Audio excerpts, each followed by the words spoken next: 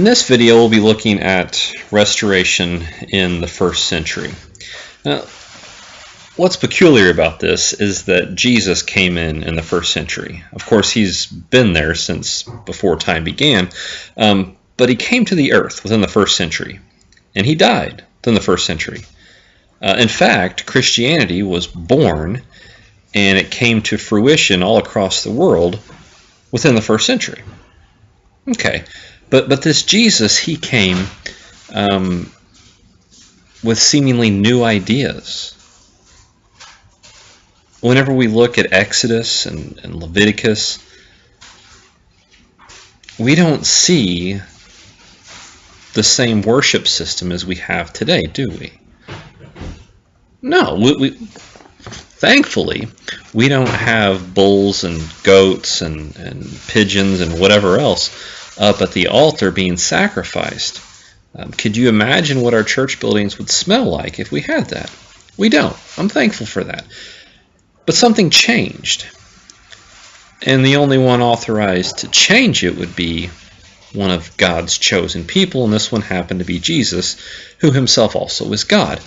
But what he changed is peculiar because he himself was a Jew. And he was under that old law of the Old Testament. He was obligated to follow what Exodus, Leviticus, and Deuteronomy all said. So how is it that we have this Jesus who came in the 1st century, who was bound by this old law system, and yet we are left with a new law, so to speak?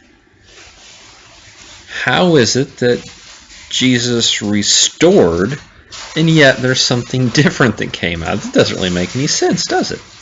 Well, maybe it's not so much that that he was restoring everything back to a certain system.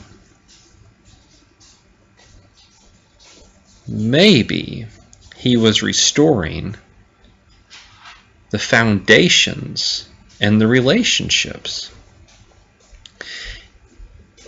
If you notice in the book of Revelation, the end of the whole Bible, right? At least that's the way it's arranged. I believe it's arranged in a pretty good order. And at the end of Revelation, it shows that there'll be the tree of life, and a river that goes along with it. Sounds a whole lot like Genesis, doesn't it? Genesis 1, 2, and 3 with the Garden of Eden. That God, from the very beginning, has always wanted everything to go back to the garden. But because of sin, it didn't work out that way. But God has planned it since we fell from grace, so to speak. He planned it that we could come back to the garden. Now, if you go over to the Middle East, you're not going to find the Garden of Eden. You're mostly going to find war and poverty and all kinds of other things over there.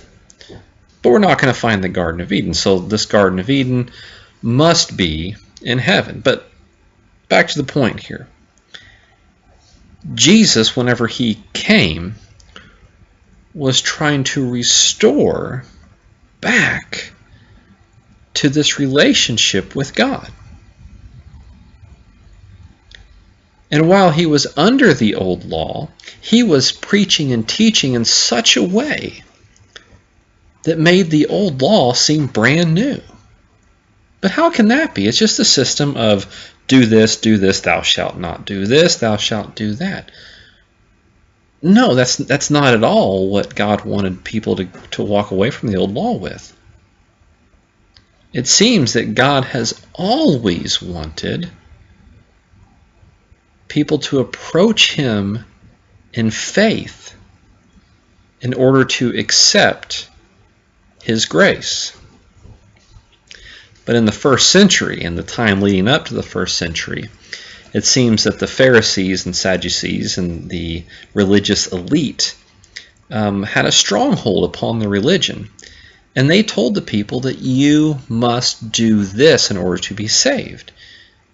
They said you must live this certain way and act this certain way. You must jump through this hoop or that hoop, and if you do that, you must pay this or do this. It was just such a huge burden. Who did Jesus get mad at the most in the New Testament? In Jesus' restoration movement, he seemed to have the Pharisees as enemies to this restoration. Why? Because they sought to take away the grace of God and replace it with an earning system.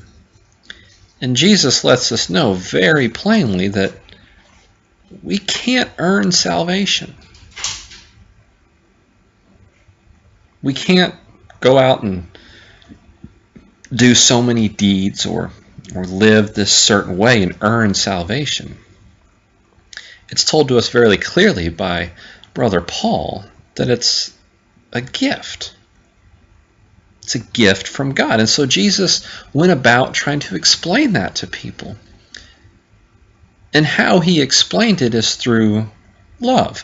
And this seemed all too distant and foreign to people because they have been shown and they had been taught everything but love when it comes to religion. All those people who needed love the most were alienated and hurt instead of being loved and cared for that they might return or come to God in the first place. So Jesus was restoring a relationship back to the Father. Jesus was restoring a system of theology which did not focus upon my good deeds or your good deeds, but rather focused upon believing that God is who he said he is, and trusting that he will take care of us to the very end. And one might say, well, then Jesus must have been promoting a free-for-all kind of society where if you just believe God, then you can do whatever you want. Well, that's so far from the truth. As Paul would say, may it never be. Jesus promoted faith and grace, a belief and trust in God. But what was his number one command that he gave? You are to love God with all of your heart, with all of your mind, with all of your soul, with all of your strength, and love your neighbor as yourself. And if you do that, if you truly love God and you're trusting in him to save you, then what are you going to do because God has saved you?